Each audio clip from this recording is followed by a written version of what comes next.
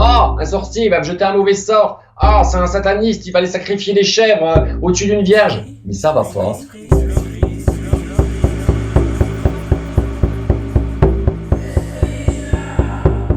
Oui, c'est là, la peine de crier.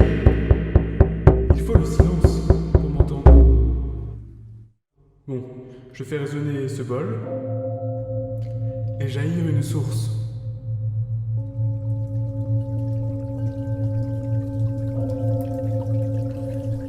L'onde radio d'une fréquence de 93 300 000 Hz vous traverse. La sorcellerie, elle fait partie de tous les peuples de la Terre. Il y en a dans toutes les religions. Vous êtes sur Radio Campus.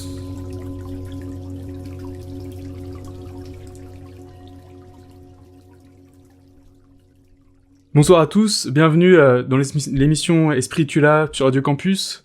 C'est l'émission mensuelle à 21h, tous les 4e dimanches du mois. Alors pour cette émission, on a la joie d'accueillir via Skype interposé de Metz, donc Athénos Orphée, qui est sorcier de profession. J'ai une autre profession, mais je suis sorcier. Passionné de sorcellerie, de surplus. Donc je vais faire la petite présentation, parce que c'est pour faire une petite biographie. Tu as découvert le milieu de la sorcellerie dès l'âge de 8 ans, avec la grand-mère d'une de tes amies qui était sorcière, et qui a très rapidement trouvé que tu avais un contact particulier avec quoi on va le développer plus tard. Et après donc tu as par curiosité t'as parcouru, tu as appris des choses. C'est à l'âge de 19 ans que tu es entré dans ton premier coven, c'est ça? Donc coven, c'est différents groupes initiatiques. Donc c'est ça, c'est des groupes initiatiques, des groupes de sorciers, sorcières, prêtres, prêtresses. Oui. Pas forcément, c'est des groupes initiatiques qui parlent de sorcellerie, mais quand on s'intéresse, je m'intéresse pas que à la sorcellerie, hein, je m'intéresse à plein de choses, des disciplines énergétiques, à la spiritualité en général. Donc c'était aussi des groupes, je dirais, je n'aime pas dire de développement spirituel, mais de courants différents, on va dire. Mais ce n'est pas que de la sorcellerie. D'accord. C'est un tout, quoi. Oui, et j'ai l'impression que, au final, même si ça fait donc maintenant 20-30 d'années que... Bonne trentaine, ouais. T'es dans ce milieu, on va dire. J'ai l'impression que tu continues à développer tes connaissances. Disons que dans ce milieu-là, il y a deux sortes de caractères. Celui qui décide du jour au lendemain qu'il a tout appris, qu'il connaît tout et qu'il doit arrêter d'apprendre, il n'a plus rien à faire dans le milieu de l'occulte et de la spiritualité. On apprend toujours. J'ai 44 ans maintenant. J'ai recommencé encore mes débuts. Je suis dans un groupe de vaudouisants que j'ai la chance de pouvoir rentrer en tant que blanc, hein, et je recommence depuis le début, comme si je ne savais rien. L'homme, je dis toujours, mon enseignante, qui était psy d'ailleurs, qui m'a dit l'homme ne sait jamais rien, il doit toujours se remettre en question. C'est toujours repartir de la case départ, ne pas avoir un ego surdimensionné et penser qu'on connaît tout et je suis meilleur que les autres. Au contraire, c'est un beau défi, c'est comme dans le professionnel. On recommence un nouveau taf du jour au lendemain et on se dit je m'en fous, je sais pas, j'ai une formation de vendeur de voitures et là, je vais travailler dans une banque. Bah ok, super, c'est un défi, je recommence, c'est pas grave, je suis un passionné, je fonce. Voilà. Bah, on aime bien cette mentalité, je pense, dans l'émission. Donc c'est cool. J'aimerais bien aussi commencer par un peu dédramatiser le terme de sorcier, parce que dans notre culture, la culture dominante actuelle en tout cas, on associe ça facilement à des pratiques occultes, enfin en tout cas cachées, et donc cachées parce qu'elles sont négatives ou parce qu'elles sont elles provoquent, elles ont une mauvaise intention, on va dire, avec culture qui vient aussi du catholicisme, du Moyen Âge, etc., qui a encore de la présence maintenant, quoi, qui est encore existant dans les esprits. parce que du coup, t'as une chaîne YouTube aussi que j'invite les auditeurs à aller voir parce qu'elle il y a beaucoup de vidéos et il y a beaucoup de sujets différents. Et en regardant donc ces vidéos, j'ai découvert que en fait j'ai découvert un aspect que j'ai bien aimé, c'est au niveau de la moralité, le bien et le mal. Finalement, Oui. tu dis que chacun peut avoir le bien pour quelqu'un peut être le mal pour quelqu'un d'autre.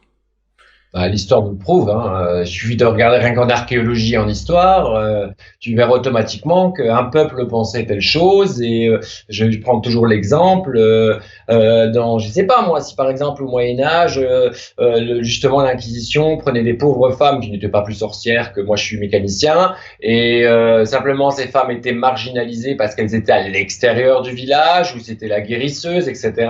Forcément, comme elles rentraient pas dans le moule, c'était quelque chose qu'on ne connaît pas. Et là, on va revenir au terme de sorcier. C'est pour ça que je vais insister pourquoi je dis sorcier. Et automatiquement, c'était le mal. C'était l'étrangère. C'était celle qui ne rentre pas dans le moule, encore une fois. Et donc, maintenant, on trouverait ça absurde de lapider quelqu'un ou de brûler quelqu'un parce que tout simplement, elle n'est pas comme les autres. Mais c'est pour ça que j'explique que le bien de l'un est peut-être le mal de l'autre. On a tous une moralité différente et on apprend ça notamment aussi en histoire et encore en archéologie. Je dis, quand on étudie un peuple, il ne faut jamais y mettre notre morale actuelle, moderne, si on veut essayer de la comprendre. On va avoir des choses horribles hein, dans l'histoire. Je sais pas. Il y a eu des sacrifices humains. Il y a eu un moment où on tuait des bêtes, des choses comme ça. Il faut pas dire ah c'est horrible machin. Non, il faut si on veut essayer de comprendre. J'ai pas dit qu'on acquiesçait et qu'on était d'accord. On essaie de comprendre pourquoi à l'époque il faisait ça. C'est ça que j'explique pour l'histoire du bien et du mal. Et si je peux revenir au terme de sorcier 2 minutes. Garder le terme de sorcier, c'est un peu de la provocation. Hein. Tout simplement, j'adore provoquer déjà. Je déteste les conventions, je déteste qu'on m'impose des barrières, je déteste les bien-pensants. Ça a toujours été comme ça dans toute ma vie. C'était un petit peu, pas fuck the system, mais voilà, un peu plus rebelle. Et je pense que reprendre le terme sorcier, c'est un peu quelque part pas pour soutenir, mais pour rendre hommage, je dirais, à toutes ces personnes qui ont souffert dans le passé et dans certains pays qui souffrent encore, justement, de cette mauvaise interprétation du mot sorcier. De toute façon, les gens, c'est ça. Quand on ne connaît pas quelque chose, on en a peur. Parce que sorcier, il suffit de regarder, on regarde des séries TV, on regarde des films, et qu'est-ce qu'on voit à chaque fois? Et les grands sorciers, ils sont tous satanistes, ils vont faire des orgies dans les bois, ils vont sacrifier les animaux, et c'est toutes des malades mentales parce que de toute façon, je sais pas moi, ils tuent les vierges à la gloire de Satan. Enfin, l'imaginaire quand on sait pas, ça peut aller, mais pouh, ouais, mais de toute façon, ils sont pas normaux, c'est sûr. Hein. Pour croire à des trucs pareils, ils sont pas normaux.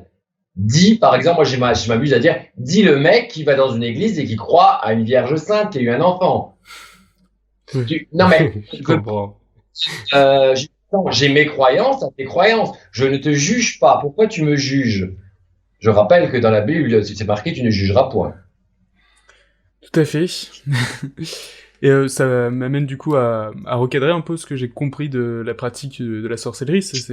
Donc c'est une pratique déjà, c'est une pratique comme un outil. En fait, tu utilises des outils. La sorcellerie est une harmonisation avec la nature, avec les forces de la nature et les énergies qui les accompagnent. Donc, la sorcellerie, dans son sens large du thème, peut être pris de plusieurs choses. Il y en a qui trouvent ça comme une véritable philosophie de vie, vraiment un chemin de vie qui les accompagne et qui, je dirais, influence leurs décisions, comme la protection de la nature, etc. D'autres le prennent uniquement comme une pratique, c'est-à-dire comme quelqu'un qui est passionné de cuisine, par exemple, ou de football ou quoi que ce soit. C'est une pratique, tout simplement.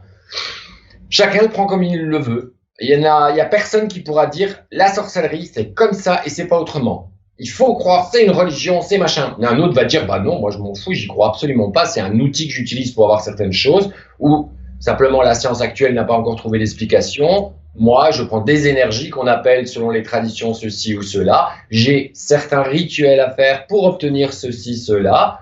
Voilà, je l'utilise, point final. On a tous les discours dans le milieu de la magie. Au niveau de, justement, là tu parlais de rituels. Est-ce que pour toi, justement, ces rituels doivent être précis, répétée de manière, on va dire, scolaire, ou alors est-ce que il y a un peu cette liberté de l'être qui doit s'exprimer au sein du rituel? Parce que je pense à cette question qui est on entend souvent lorsqu'il suffit quand on est dans ce milieu, on va dire, de tout ce qui est l'énergétique, tout ce qui est les sciences occultes, tout ce qui est cet univers un peu à côté, on va dire, de la réalité, parce qu'on essaye d'accéder à une autre réalité. Le côté où il faut faire très attention, car il y a comme des menaces occultes qui viendraient nous briser si on fait pas selon les règles qu'ils ont établies. Comment tu te positionnes, toi, par rapport à tout ça? Bon, alors déjà, si on parle de ça, on va parler du fameux choc en retour, on va me parler du karma, on va me parler... Moi, déjà, c'est quelque chose qui me gonfle. Ça me gonfle parce que ça fait comme un chien. Sois sage, sinon tu n'auras pas ta pâtée. C'est toujours cette espèce de couperet, comment dire, d'épée de Damoclès au-dessus de la tête. Si tu fais pas ce que l'on te dit, on va te punir. C'est comme je me rappelle une fois, là je reviens, ce n'est absolument pas contre la religion chrétienne ce que je vais dire. Je prends un exemple. J'avais une voisine qui était pieuse comme pas deux. Je suis sûr d'ailleurs qu'elle a mis des crucifix sur mon mur de peur que je sais pas, quelque chose qui traverse, comme ça. Et un jour, elle me dit, oh là là, mon Dieu, j'aimerais bien te consulter pour que tu me fasses une voyance. À l'époque, j'en faisais, maintenant je n'en fais plus. Mais mon Dieu, oh là là, si je te demande ça, Dieu va me punir. Je dis, mais enfin, réalisez 2 minutes Dieu, s'il existe. J'ai toujours les 6 mois. Hein. Dieu, s'il existe, régent de l'univers entier. Il a que ça à foutre de regarder que Madame X vient faire des cartes, va tirer des petits bouts de cartes. J'ai un mec qui peut-être, et on peut remettre la voyance en question aussi, si je veux. J'aime bien toujours mélanger tout. Peut-être ça existe, peut-être ça n'existe pas, peut-être c'est vrai, peut-être c'est faux. J'aime bien les gens se faire leur propre opinion. J'aime pas le côté sectaire. Donc, je déteste cette espèce de... Oui, c'est comme la loi du choc en retour ou la loi du 3x3. Le bien que tu feras te reviendra par 3 fois. Le mal que tu feras te reviendra par 3 fois. C'est encore une grosse connerie. Ça a été inventé dans les années 50, ils ont pioché ça un petit peu dans le karma, et ils t'ont fait une espèce de, voilà, ça me fait rire, de melting pot auberge espagnole avec des spiritualités différentes pour te faire, attention, hein, si tu fais ça, il va t'arriver quelque chose. C'est comme on reparlait du principe du bien et du mal. Je vais donner un exemple concret que j'ai déjà donné dans mes vidéos. Quelqu'un, c'est un père de famille, imaginons, il a 3 enfants, dont le dernier ça va pas trop, il n'a pas la possibilité financière d'emmener ses enfants, je sais pas moi, au sport ou un cours peut-être privé qu'il doit avoir parce qu'il est dans une situation de handicap. Il va demander à un sorcier, une sorcière, un travailleur spirituel de faire quelque chose pour qu'il puisse avoir une prime à son travail, pour avoir plus d'argent. Le praticien fait le travail. Il reçoit cette prime. Super, c'est une magie du bien. Grâce à ça, ses enfants pourront pouvoir aller au sport ou dans ce cours privé, etc. Ça lui a apporté quelque chose. Mais peut-être que son collègue qui est à côté, lui aussi, il a des problèmes. Lui aussi, il est dans une merde noire financière. Et peut-être que lui, ça l'aurait plu d'avoir cette prime. Donc lui, est-ce qu'il pense que si c'est une magie du bien ou une magie du mal? C'est ça que je veux dire. Oui, bien sûr.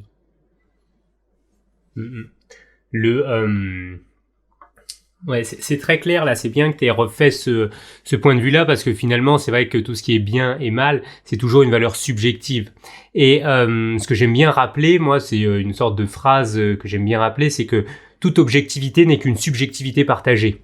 Et à partir de là, du coup, on part du principe que chacun a sa science intérieure à partir de son expérience. C'est pas une vérité pour tout le monde. C'est bien de la respecter en tant que de sa science à soi, mais de l'imposer aux autres, là, ça commence à être du dogmatisme et de l'inquisition. Et puis, il faut pas oublier aussi, enfin, ça, c'est très gnostique, ce que je vais dire, hein. C'est chez nous, et même chez les lucifériens, ils le disent, l'homme est un dieu qui est tombé du ciel et qui s'en souvient. C'est-à-dire que la divinité, elle n'est pas forcément au plus haut des cieux, lointaine, extrêmement lointaine. C'est-à-dire que pour nous, la divinité est en chaque chose et elle est en nous aussi. Donc forcément, on a cette relation avec le divin, avec le cosmos, l'énergie, appelez ça comme vous voulez, qui est particulière à nous. Donc, ce que moi je pense, c'est pour moi. Je vais peut-être parler de mon expérience. Je veux dire, moi, j'ai constaté que ceci ou que cela, mais je n'impose pas mes idées aux autres. Je ne les menace pas avec des pseudo-phrases qui font peur, Parce qu'il y en a plein qui viennent me voir et qui me disent « Mais mon Dieu, j'ai lu ça et on m'a dit que si je faisais ça… » Et on voit ça même dans les disciplines énergétiques, je suis désolé. Si on prend le Reiki par exemple, ou même dans le magnétisme, tu es obligé pour faire un Reiki d'avoir l'acquiescement de la personne parce que sinon tu travailles contre elle. Enfin, il présente ça comme si c'était un envoûtement de mort, presque sur la personne.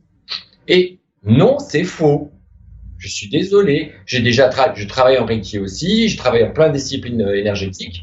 J'ai déjà travaillé sur des personnes qui ne pouvaient pas, bien sûr, exprimer leur mal-être ou qui ne… Comment dire, c'est plutôt la femme qui venait pour que j'aide son mari parce qu'il n'y croyait pas. Vous savez, les mecs, c'est bien souvent, j'y crois pas, mais j'en ai peur, donc je préfère pas en parler. Donc voilà, et j'ai fait certaines choses sur eux et ils n'étaient pas au courant et ça s'est très bien passé. Donc encore une fois, je remets en cause, j'aime bien remettre en cause les choses. Ce n'est pas parce que pendant des siècles on a dit ça que forcément c'est vrai. Ça me fait penser au niveau de… tu sais, les techniques de trépanation qui étaient où la personne, pour soigner la folie, il mettait un pic à glace et il brisait comme ça le préfrontal. Ça marchait très bien parce que ils ont fait une personne notamment avec sa roulotte l'a fait sur plusieurs milliers de personnes, mais c'est pas pour ça après que c'est bien, que ça doit être prescrit ou autre. Il faut un certain recul. C'était leur vérité à eux, ils l'ont imposé à certains et avec du recul, on se dit, c'était peut-être pas si bien que ça, quoi. C'est tout ça. Les mecs, ils ont fait les filles, si tu regardes certains reportages là-dessus, ils ont fini en état végétatif complet. Il y en a qui sont morts. C'était une boucherie quand même, faut le dire. La thérapie par électrochoc, au nom de la science. Il y a des, enfin, au nom de la science, je suis sûr qu'il y en a qui étaient complètement pervers et à moitié allumés là-dedans. Mais bon, ça c'est mon avis. Mais c'est vrai que ce côté, en tout cas, que tu exprimes, je pense que c'est vraiment très important de le rappeler à chaque fois. C'est le côté où, quoi qu'il arrive, il faut laisser le libre arbitre à la personne, le fait son filtre de pensée, de lui laisser en toute honnêteté, et plutôt de travailler avec ça plutôt que de lui imposer le filtre de l'expert ou du praticien. Et c'est aussi vrai en médecine, dans toutes les sciences, en fait, qui, à mon sens, sont à côté de leur pompe lorsque ils essayent d'imposer un dogme. Alors, oui et non. Ouais. Je m'explique. C'est comme on entend beaucoup en ce moment, c'est « je travaille avec mon intuition, je sens que… » Non, je suis pas d'accord. L'intuition, oui, mais l'intuition gouvernée par l'intelligence. On parlait de médecine, un médecin fait forcément 7, 14, je sais pas combien d'années d'études, mais il a toute une théorie. Un mec fait un arrêt cardiaque devant lui, il va dire « Mon intuition me dit que je dois lui choper le pied, lui chatouiller le pied. » Non, enfin, le mec, il a fait des études, il sait de où ça part, quels sont les symptômes, comment ce qu'il peut… Voilà, ça s'appelle… Et puis peut-être que son intuition, par son expérience, va se dire « Non, là, je pense que ça viendrait de là, il faut que je travaille là-dessus. » J'extrapole, je suis pas médecin, donc je sais pas comment ça se passe. Mais voilà, l'intuition, oui, mais gouvernée par l'intelligence. Et il y a aussi ce qu'on appelle l'égrégore. Quand on rentre dans certaines sociétés initiatiques, coven, traditionnelles, j'insiste sur le mot traditionnel, tradition, il y a au fur et à mesure des années de pratique, certains rituels qui sont répétés de manière constante, toujours les mêmes, avec l'autel qui est fait d'une certaine manière, certaines phrases qui sont dites, certains gestes qui sont dits et qui sont toujours identiques. Tout simplement pour créer un égrégore, une espèce de, je pourrais dire même un psychoplasme, une espèce de champ énergétique qui est vraiment relié à cette pratique. C'est-à-dire que quand ce rituel va être enseigné à un nouveau et qu'il va reproduire les mêmes gestes avec les mêmes phrases, etc., forcément, il va avoir accès à ce système énergétique. Et donc là, c'est important de suivre le rituel. Chaque tradition magique, je ne sais pas moi, dans la Wicca traditionnelle, dans la gnose hellénistique, dans le vaudou, dans la santeria, dans la macumba, la candomblé, etc., il y a certains rites qu'on ne peut pas aller ailleurs. C'est-à-dire, je sais pas, je vais prendre un exemple, dans un tel rituel, on vous dit que telle divinité que vous devez employer, voilà, elle adore, je sais pas moi, le chocolat, le vin et le vin rouge. Il faut pas arriver avec ses gros sabots en disant oui, mais moi je sens que maintenant je vais lui acheter, je sais pas moi, une bagnole et je vais lui offrir des balles de tennis. Non, si ça a été fait comme ça, c'est pas pour rien. Après, on peut se faire sa propre réflexion, se dire oui, mais d'après ce que l'on m'a enseigné, je trouve logique que. Et là, ça devient de la réflexion intuitive. Je ne sais pas si j'arrive à comprendre la différence entre l'intuition contrôlée par l'intelligence et l'intuition sauvage qui ne rime à rien parfois. J'aimerais bien rappeler un peu aux auditeurs qui sont pas du tout habitués à ces termes-là, comme égrégore, par exemple. Donc égrégore, c'est forme pensée, donc c'est il faut voir que dans une pensée, c'est une énergie, quoi, que la pensée est une énergie et que comme c'est une énergie, elle peut s'agglomérer, elle a une physique propre à sa fréquence, quoi, son domaine. Et donc l'égrégore, ce serait une agglomération de pensée, c'est ça? Oui, on peut résumer ça, une agglomération de formes pensées, mais on va prendre un exemple très concret. Demain sort la médaille miraculeuse de Saint Bidule. Tout le monde en parle, tout le monde en parle, tout le monde en parle dans tous les journaux. Ça se vend des tonnes et des tonnes de cette fameuse médaille. Forcément, il y a une forme pensée. Des millions de gens croient à cette médaille, pensent que ça va leur apporter petit coup de chac, j'en sais rien. Et ça fonctionne. Des années plus tard, on n'en parle plus. Eh ben, je peux assurer que cette médaille ne fonctionnera plus. Parce qu'il n'y a plus cette foi, cette énergie que tout le monde met dans ce symbole. Et c'est ça, c'est une forme pensée symbolique. Oui, et en plus, c'est marrant que tu prennes cet exemple des médailles miraculeuses, parce que du coup, c'est dans la religion catholique, quoi. Mais, même hors de la religion catholique, dans les années 80, il y avait la fameuse bague de Ré, vous n'avez pas connu, mais il y avait une bague qui se vendait, ça s'appelait la bague de Ré. Il y avait une actrice, une comédienne qui s'appelait Danielle Gilbert, d'ailleurs, qui a fait la promotion. C'était le gros boom des années 90, tout le monde parlait de cette fameuse bague de Ré qui aurait été trouvée dans les pyramides, blablabla. Ça en s'est vendu des centaines et des centaines, et tout le monde pouvait témoigner de cette miraculeuse bague, mais il y a eu aussi des centaines de gens qui se sont plaints de cette bague qui ne fonctionnait pas. Donc je pense que là, on avait un égrégore de foi envers ce symbole, que tout le monde s'imagine. C'est comme si demain, on te dit, tiens, une patte de lapin, ça va te porter chance. Forcément, dans l'inconscient, qu'on y croit ou qu'on n'y croit pas, il y a cette patte de lapin qui nous porte chance. Tiens, aujourd'hui, j'ai gratté j'ai trouvé 10 balles par terre. Ah, super. Puis là, d'un coup, on pense à sa patte de lapin et on se dit, ah non, c'est une coïncidence, c'est pas possible. 2 jours après, il y a une fille qu'on voit, moi je sais pas combien de temps que je la vois et je la kiffe depuis tellement longtemps et je l'ai pas revue. Non, c'est pas la patte de lapin, c'est le hasard. Et ça va faire un petit bonhomme de chemin dans la tête. Je sais pas si j'arrive à comprendre. Le pouvoir de la pensée, la force mentale est incroyable. C'est associé aussi à pas mal de tout le principe de suggestion qu'on retrouve en hypnose, où finalement l'idée juste de créer une pensée chez une personne, après même en la conditionnant, ça va l'amener à voir les choses de cette façon-là et du coup restructurer sa vision du monde. Donc on change pas le monde dans la réalité, mais uniquement dans la vision des choses. Et c'est ça, à mon sens, qui est capital dans les travails thérapeutiques, mais aussi dans la proposition magique depuis la nuit des temps, c'est de proposer qu'un profane rencontre le sacré à travers une transformation de sa vision des choses.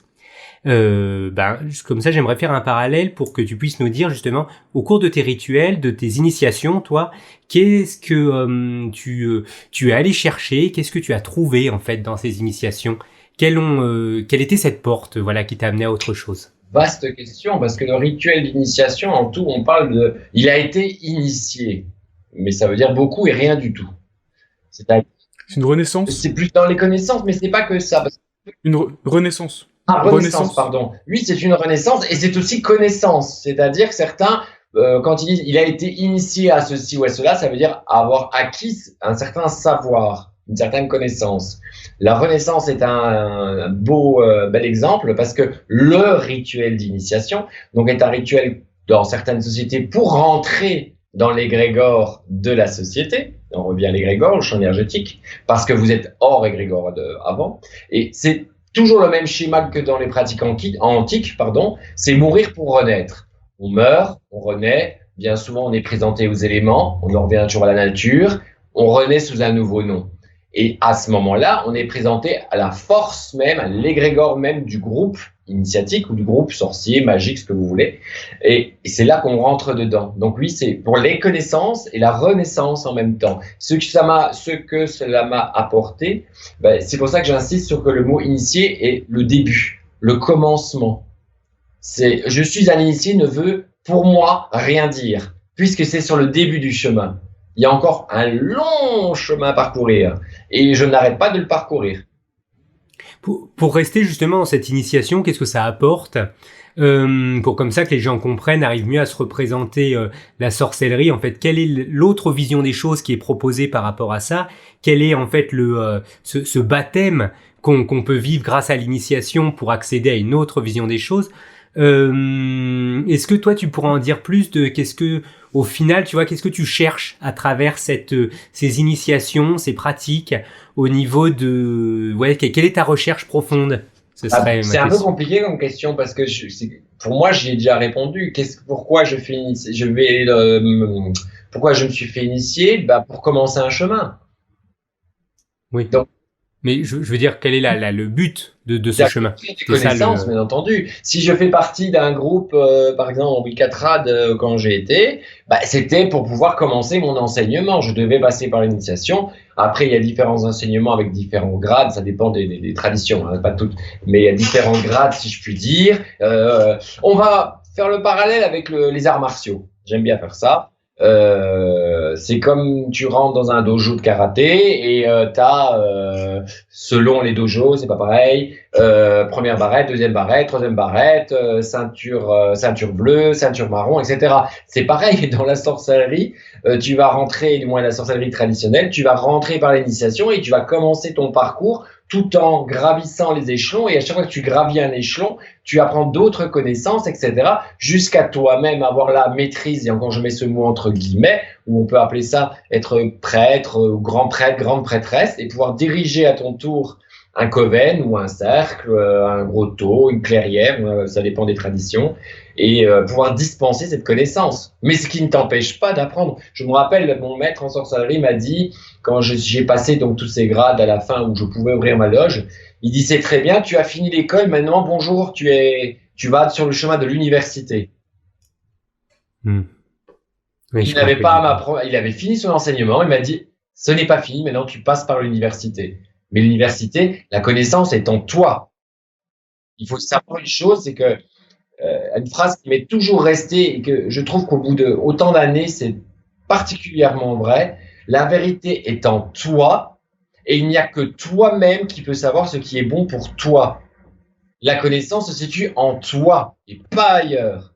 Le reste, on t'apprend des connaissances et il faut parcourir toutes les religions. Enfin, moi, je me suis intéressé à plein de religions, qu'elles soient antiques, qu'elles soient chrétiennes, musulmanes, juives, hindouistes, shintoïstes, mais parce que c'est une richesse, c'est génial. C'est vraiment génial. Il faut apprendre toujours. La question en fait que je voulais soulever surtout, c'était le côté par exemple en tant que par exemple quand on est psy, j'ai bien vu que on se dirige par exemple des fois dans ces études-là pas pour avoir le rôle ou le titre de psychologue, mais pour aider les gens, écouter les gens. Mais certaines autres personnes, c'est pour avoir le rôle. C'est surtout ça, c'est qu'est-ce qu'elle est cette motivation derrière. Oui, c'est extrêmement variable. Certaines personnes vont venir dans l'espoir illusoire, j'insiste sur le mot illusoire, d'avoir des pouvoirs.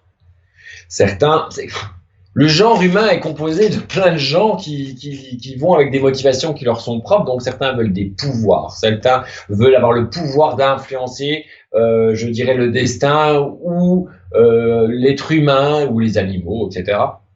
D'autres y vont pour avoir une véritable révélation spirituelle parce que voilà, ils vont bien le voir. Je vais prendre un exemple du vaudou, par exemple. Le vaudou, dans notre culture européenne, on pense les petites poupées, tac, tac, tac, et c'est que de la magie, alors que pas du tout, c'est pas ça le vaudou, ça c'est de la sorcellerie. Le vaudou est une magnifique religion et philosophie de la nature, du respect de la nature, de l'être humain. Enfin, on ne va pas parler de vaudou, mais voilà, ça c'est vraiment encore un chemin que l'on peut parcourir par rapport à ses motivations. Et après, il y en a d'autres, c'est uniquement pour les connaissances, ce sont simplement des aspirateurs de connaissances, donc ils vont faire un chemin dans une tradition pour aspirer tout ce qu'ils peuvent. Une fois qu'ils ont pris tout ce qu'ils peuvent aller sur une autre tradition. Les chemins sont différents. Je peux pas dire ce qui motive vraiment une personne en disant on y va parce que ceci, cela. Non, on est tous différents. Pourquoi tu as choisi psy? Bah, moi, c'est pour aider les autres. Bah, il y en a qui vont dire oui, moi, en sorcellerie, il faut savoir qu'il y a certaines, entre guillemets, règles, je dirais pas règles, mais conseils, c'est justement porter remède à l'autre. Si on acquiert des connaissances, on est des intermédiaires, qu'on devient par exemple prêtre ou prêtresse, on est un intermédiaire entre l'humain et le divin. On n'est que des intermédiaires. Donc, autant qu'intermédiaire, forcément, c'est pour porter remède. On dit que, par exemple, par sa foi, on prie tel ou tel dieu, déesse qu'on veut, hein, et il nous entend pas. Ben, on va passer par l'intermédiaire qui soit va nous donner une explication par rapport à nos problèmes.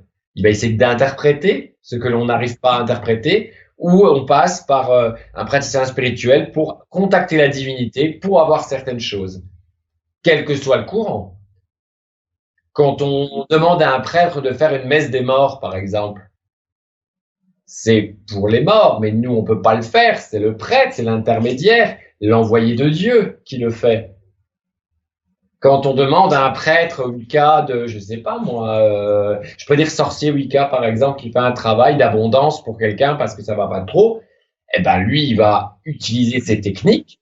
Il a appris, il va faire son hôtel, il va mettre certains objets, etc., certaines offrandes, pour attirer la force qu'il a besoin et parler au nom de la personne qui lui a demandé le travail. Voilà, on n'est que des intermédiaires. C'est pour ça que je précise tout de suite que les sorciers, quels qu'ils soient, et ça j'insiste sur le truc, on ne peut pas garantir à 100% un travail magique. Si c'était le cas, j'aurais déjà 4 châteaux en Espagne et 2 Rolls qui m'attendent devant la porte. La sorcellerie, c'est la loi du hasard. Parfois, certains travaux qu'on a fait exactement la même chose, etc., 10 fois, 15 fois, ça fonctionne à merveille. Une fois, ça marche pas du tout. Pourquoi? On n'en sait rien. On n'est que des intermédiaires. À un moment où on lance notre demande, on fait notre demande, c'est plus à nous de juger. On n'est pas des dieux. Et est-ce que, bon, c'est une question un peu bizarre peut-être, mais est-ce que le stade ultime du sorcier, du sorcier ou magie, ce serait pas quelqu'un comme Jésus ou Bouddha ou... Mais pour moi, Jésus, c'est très drôle parce que dans certaines traditions, par exemple, ils vont reprendre Moïse, par exemple. Pour eux, Moïse était un magicien. Et qu'ils étaient sûrs que c'était un magicien. Le mec, quand même, il prend son bâton devant Pharaon et il le met par terre, ça devient un serpent. Qui avale d'ailleurs le serpent des magiciens d'Égypte. Il ouvre la mer. Pour eux, c'était clairement un magicien. Et ils vont garder cette icône de Moïse, le magicien, pour faire leurs travaux magiques. Certains pensent que Jésus était un magicien. Oui. Et si je dis ça, c'est aussi parce que du coup, lui, il manipulait la matière directement, quoi, en fait. De toute façon, je n'y étais pas. Il manipulait pas seulement du coup l'énergie dans l'énergétique, mais aussi dans, par exemple, la multiplication des pains ou ce genre de truc. Oui. Donc il manifestait son pouvoir, en tout cas son énergie qui passait à travers lui, donc toujours le côté intermédiaire, directement dans la matière. Donc c'est pour ça que je me disais, c'est peut-être le stade ultime.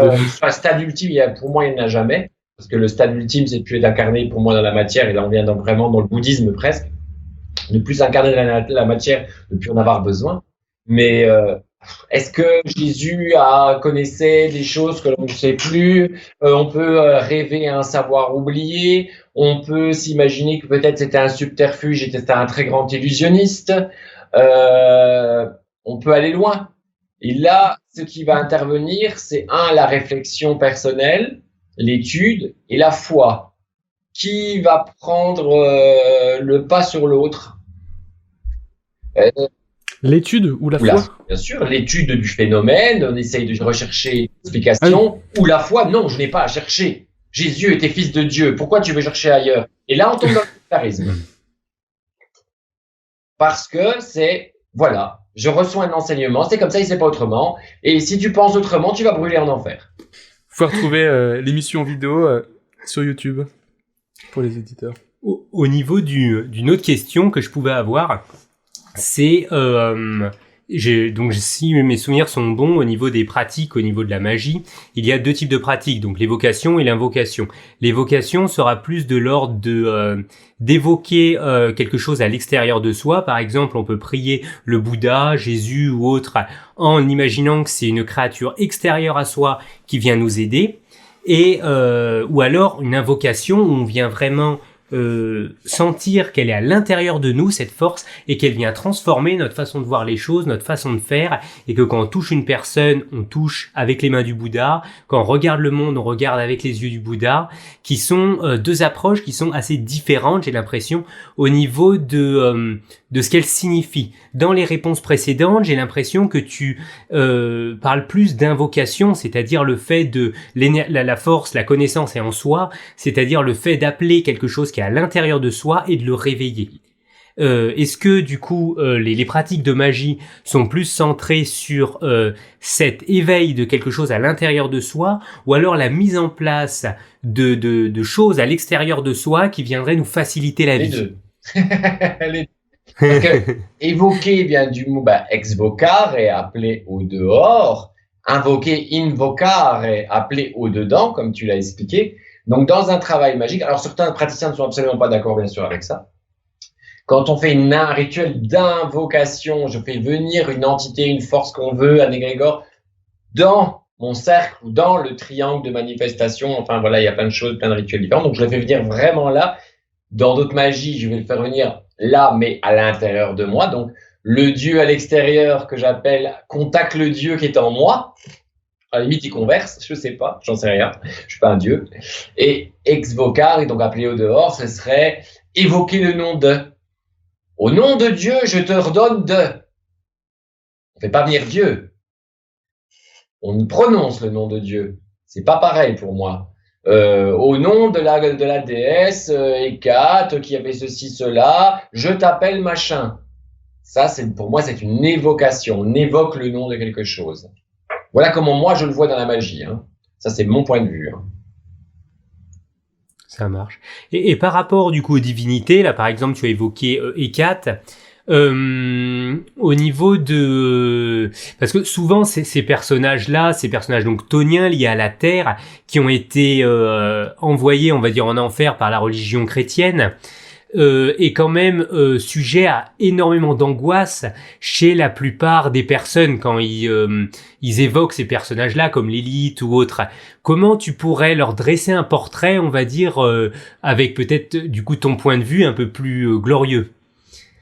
Déjà, il faut savoir une chose. Toutes ces divinités qui ont été diabolisées, qu'on peut retrouver d'ailleurs dans démonologie, comme même Diane, la déesse Diane, donc Hécate, on a Apollon, etc.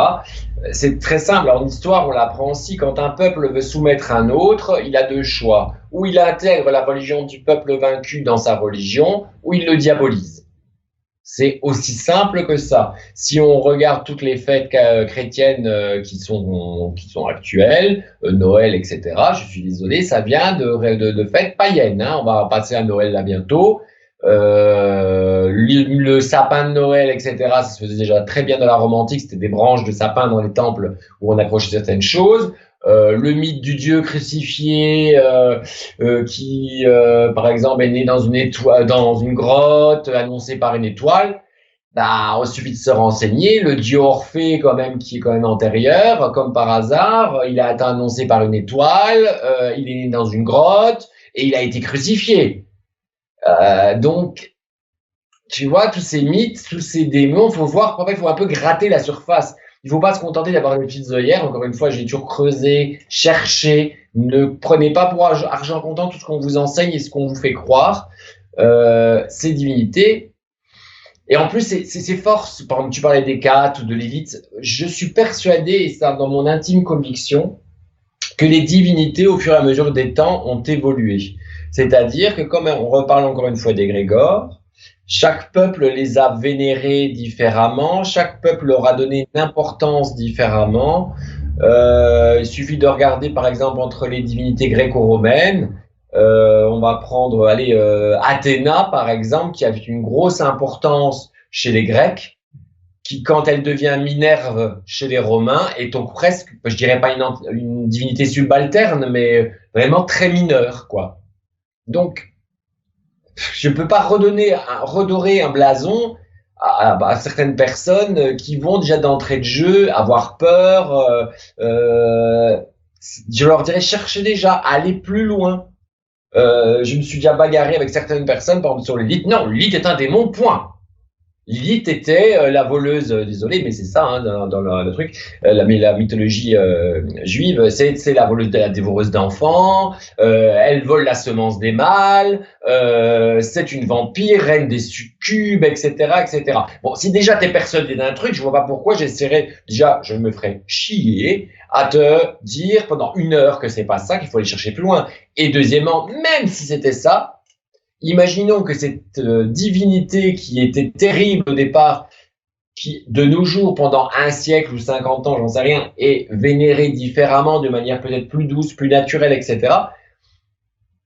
Alors certains vont dire oui, mais ça devient une nouvelle divinité. Donc par exemple Lilith, il y a un nouveau culte à faire. Et donc l'ancien, le dangereux, s'est endormi. Qui a encore tort? Qui a raison? Est-ce que c'est la divinité qui a évolué? Est-ce que c'est un nouvel égrégore qu'on a créé? La question reste ouverte. Donc pour éclairer un peu, pas toujours les auditeurs, tu fais le lien avec divinité et égrégore parce que c'est un peu je sais pas, mais d'où la divinité tire sa force, c'est de l'égrégore ou non, alors ou pas que, pas seulement. Bon, alors, là encore une fois, j'appuie toujours pour dire que tout le monde n'est pas d'accord. Hein. Un égrégore, c'est une forme pensée, c'est-à-dire que si demain on crée. Et d'ailleurs, des tests ont été faits à la radio par Jack Rubinstein, je me rappelle bien, dans les années 70 ou 80, où il a décidé à la radio de créer une divinité. C'est-à-dire, il a dit aux auditeurs, on va créer une divinité, je ne sais plus comment elle s'appelle, hein, j'ai plus la référence, imaginons, je vais inventer là. Elle s'appellera Caribou, elle aura des longs cheveux blonds, elle sera comme ça, comme ça, comme ça, comme ça. Vous pouvez l'appeler uniquement le lundi. Essayons tous, à partir de lundi, on imagine cette divinité Caribou grâce à cette prière qu'on va inventer ensemble, tous les auditeurs, donc ils inventent la prière, et cette divinité, vous leur demanderez qu'elle vous apporte la chance dans quelque chose. Il y a eu d'excellents résultats. La divinité Caribou est née. Non, ça illustre bien, oui, je trouve ça, enfin oui. Ta vision de la divinité, parce qu'elle n'est pas évidente Après, pour tout le monde. C'est une explication parmi tant d'autres. Hein. Oui. Voilà. Certains vont dire non, c'est une hérésie de dire ça, elle a toujours été et elle sera de tout temps. En potentialité, on peut dire. Exactement. Par rapport à l'évolution des pratiques de la sorcellerie à travers le temps, est-ce qu'elle change avec l'époque? Mais tu dis donc il faut s'adapter, mais en même temps, tu dis qu'il y a, par exemple, pour rentrer, il y a des égrégores qui sont là depuis très longtemps et que pour y accéder, il faut pratiquer des rituels qui, eux, ne changent pas. Donc, quelle est la balance entre qu'est-ce qui évolue avec le temps et qu'est-ce qui évolue pas dans ta pratique? La tradition dit qu'on ne peut rien retrancher, mais on peut rajouter. D'accord. C'est-à-dire, par exemple, pendant des siècles aussi, on a dit l'électricité, quand on fait un rituel, il faut absolument pas d'électricité parce que ça gêne les ondes, etc., l'énergie magique. Et moi, justement, j'ai une approche, j'aime bien regarder tout ce qui se fait dans toutes les pratiques religieuses, quelles qu'elles soient, les pratiques magiques, quelles qu'elles soient. Et je me suis dit, pourquoi pas, je vais essayer, exprès le contraire. Je vais essayer de faire mes rituels avec la lumière allumée. Pourquoi pas, quand j'ai été dans une église, j'ai été invité à un mariage, le prêtre avait un iPad avec la Bible. Je dis, putain, c'est pas con, ça, pourquoi j'y ai pas pensé? Voilà, mais c'est des trucs bêtes. Après, je suis un peu, je vais redire encore une fois, je suis rebelle, hein, donc c'est mon côté peut-être chaos, c'est le seul peut-être côté chaos que j'ai, de me dire, j'essaye, je vais voir si j'ai des résultats. Regarde, tu vas dans un restaurant chinois, il y a l'hôtel toujours, il y a toujours un hôtel, hein, généralement au dieu de l'abondance. Comment? Oui, l'abondance. En rapport avec l'abondance. C'est plus complexe, mais oui, en général, t'as le dieu de la guerre qui est devant les portes pour garder aussi la porte contre les mauvais esprits. Mais il y a une petite lampiote comme ça qui est électrique. J'ai été dans des églises, j'adore aller visiter les églises. pour l'architecture, etc. Et j'ai vu certaines églises, notamment à Rome aussi, où les bougies, c'était fini. Maintenant, quand tu voulais mettre une bougie à un saint, c'était pas une bougie, c'était une ampoule, il fallait faire clac. Là, j'ai trouvé ça, sous le coup, je dis, mais c'est une aberration, ce truc-là, de qui on se moque. Pourquoi pas? J'ai pas les réponses. Mais c'est bien parce que ça bouscule, ça choque, ça remet en question. Je pense que si l'homme ne s'était pas remis en question, on serait encore à l'âge de pierre à casser des cailloux. Oui. Et c'est une bonne époque, c'est une époque aussi, je pense, qu'on vit où c'est important de se remettre en question, de remettre en question nos rapports avec la nature, rapports avec les autres. Si on veut pas entrer dans des conflits trop graves, quoi. Malheureusement, l'homme en ce moment, on va pas rentrer dans la politique, mais l'homme, à part avoir le dieu argent, c'est lui qui manifeste beaucoup de choses, qui fait que les hommes prennent des solutions, qui fassent des choses horribles, polluer les rivières. Là, je vais partager sur ma page Facebook dernièrement, et on pensait que l'esclavage était fini. Il y a certaines peuplades qui sont vendues comme des esclaves, des migrants qui sont vendus comme des esclaves, que ce soit sexuels par des femmes ou travailleurs forcés pour les hommes. On regarde en Haïti, c'est une situation catastrophique qu'on ne parle pas assez. En Haïti, ils souffrent réellement, et sur plein de choses, quand ils ont été décimés par, je crois que c'était un ouragan, je me trompe peut-être, je m'excuse si je me trompe, ils attendent encore les aides qu'on leur a promis. Le dieu argent est passé par là, cet argent est bloqué pour certaines raisons, pseudo-raisons politiques, où ils sont bloqués sur des comptes. Il est où cet argent pour aider les gens? On parlait dernièrement encore de certaines associations qui veulent, soi-disant, pour ceci ou pour cela, et on apprend que telle association contre le cancer a détourné de l'argent. C'est horrible.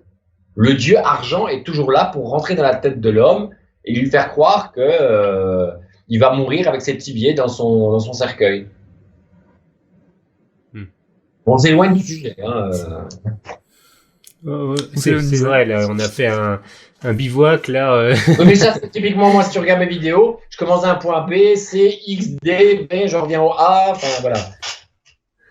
Et c'est vrai que nous aussi, on a cette habitude-là, mauvaise habitude pour une émission radio en tout cas, de partir un peu dans tous les sens. Pour revenir peut-être plus à la pratique sorcière, pour la pratique comme ça, qui est, à mon sens, et moi aussi si je me trompe là-dessus, vraiment liée à tout ce qui est paganisme, est-ce que... Pas forcément. Ah, d'accord. Vas-y, développe. Non, du coup, quelle est la différence entre sorcier et paganisme? Justement, le paganisme est une chose, la sorcellerie en est une autre. En ce moment, il y a une espèce de croyance générale que qui dit sorcellerie, qui dit Wicca, qui dit paganisme, qui dit retour aux religions anciennes. Non. La sorcellerie, elle fait partie de tous les peuples de la Terre.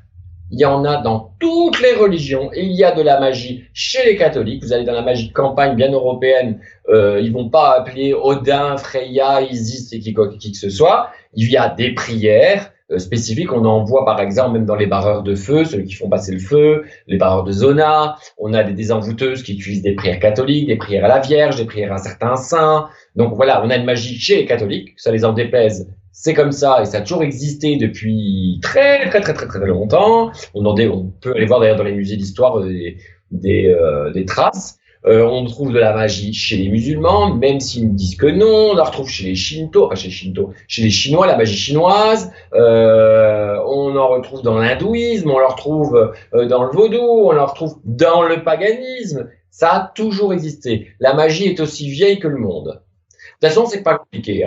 Il faut se remettre dans le contexte de l'époque. Les hommes, là, si on va à l'époque presque néandertalienne, ils se sont retrouvés face à des éléments qui n'étaient pas contrôlables, face à des éclairs, des tempêtes, des animaux. Ils avaient peut-être peur. Et à un moment, on s'est dit, il faut plus avoir peur. Donc, je vais essayer de contrôler ça.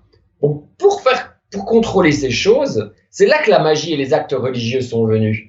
Je sais pas, je vais prendre un exemple débile. Le mec, il voulait je sais pas, moi, il voulait un mammouth, et puis il s'est dit comment je peux faire pour l'avoir. Tiens, il l'a dessiné, il l'a représenté, il a pris une trace de sa main, il l'a mis dessus. Voilà, j'impose mon pouvoir sur l'image. J'ai force sur le mammouth. Maintenant, je peux les chasser. Et voilà, la magie est arrivée. C'est un envoûtement, hein. J'ai l'impression, là c'est une très bonne en plus explication que tu as donnée, car j'ai l'impression que la magie c'est un peu une sorte de science du mental, c'est-à-dire l'idée de pouvoir préparer son mental à l'obtention de quelque chose, ce que la science après, comme on l'entend traditionnellement, rationnelle qui est utilisée, est plus l'utilisation, la mise en place pragmatique pour avoir ce que l'on veut. Et la magie qui a en plus souvent été mise de côté, comme ça, et la préparation et en fait le versant psychologique de la science, j'ai l'impression. Alors, c'est pas que de la psychologie, parce que là, on irait voir, on pourrait réduire ça à un pouvoir psychotronique, c'est-à-dire que on penserait, enfin, que certains pensent, comme on sait très bien qu'il y a une différence entre le cerveau droit et le cerveau gauche. Il y en a un qui contrôle tout ce qui est analytique, rigueur, etc., et l'autre plus imaginaire. Donc, en fait, tout ce qui est sur la table, les chandelles, l'encens, etc., serait pour endormir, quelque part, le cerveau analytique, pour que celui qui dirige plus l'imaginaire puisse s'exploiter au maximum. Et donc, cette pensée, ce pouvoir psychique personnel permettrait de projeter, je ne sais pas si j'arrive même pas à comprendre, cette énergie. Ça, c'est une explication. Moi, je ne suis pas d'accord. Je ne suis pas d'accord parce que parfois, dans certains actes de magie, on a des résultats que l'on ne s'attendait pas du tout et qu'on n'était même pas au courant. Je vais prendre un exemple. Très clair d'ailleurs. Une dame vient me voir, enfin ça c'était pas moi personnellement, je vais le prendre comme si c'était moi qui l'avais fait, c'était plutôt mon maître qui a eu ça. Une dame vient me voir en me disant simplement, voilà, j'ai un commerce, hypericlite, donc on va mettre la clé sous la porte, il faut vraiment que vous m'aidiez, je ne sais que ça. Je fais mon travail, la dame revient un mois après en me disant, c'est merveilleux, le commerce refonctionne grâce à vous, mon mari a eu un accident de voiture. Moi, je comprends pas, je sais pas ce que vous m'avez demandé. Ah, mais je ne vous ai jamais dit, mais en fait, on a appris après que mon mari volait dans la caisse et allait jouer au casino d'à côté. Le mari a eu un accident de voiture, rien de grave, il a eu la jambe cassée. Mais il était immobilisé, il n'a plus pris l'argent de la caisse, il n'a pas été au casino à côté, et le commerce, petit à petit, son chiffre d'affaires a remonté. Je n'étais au courant de rien.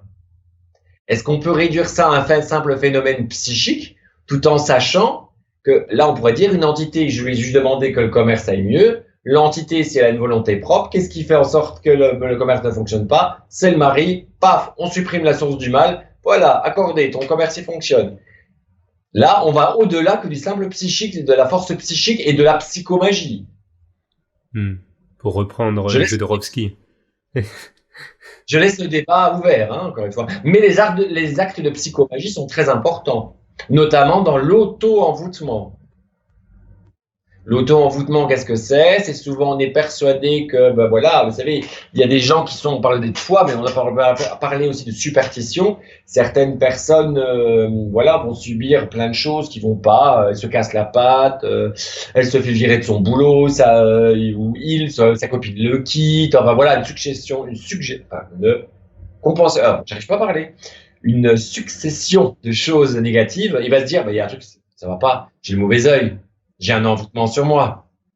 Et ce mec qui va croire à la magie va forcément se conditionner et va être persuadé qu'il a un envoûtement. On aura beau lui dire que non, il va en être persuadé. Par contre, s'il fait un travail de psychomagie, qu'on lui dit, bah écoute, tu fais tel rituel, il y a peut-être le petit déclencheur qui va faire, voilà, ça va se couper. Donc, bien sûr, on émet le sacré. S'il va voir un prêtre, par exemple, qui va dire des prières d'exorcisme sur lui ou de libération, et que ça va créer paf, ça va retirer cet auto-envoûtement, c'est parfait. Je ne dis pas que tous les envoûtements sont des auto-envoûtements, encore une fois. Ça marche. Au niveau du temps, on est comment? Oui, on arrive bientôt, en tout cas, vers la fin de l'émission.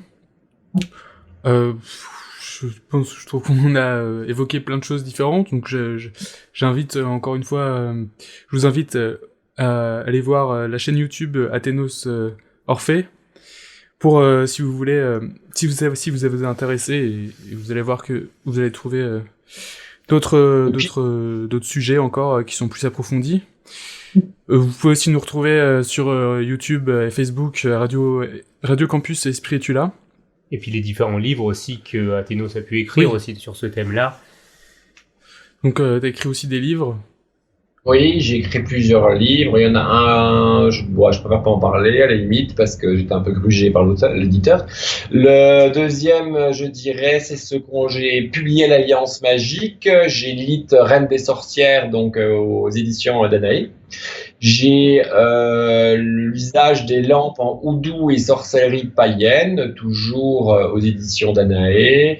J'en ai un troisième qui va sortir sur la magie d'amour, toujours aux éditions de l'Alliance Magique, sur les éditions Danaé.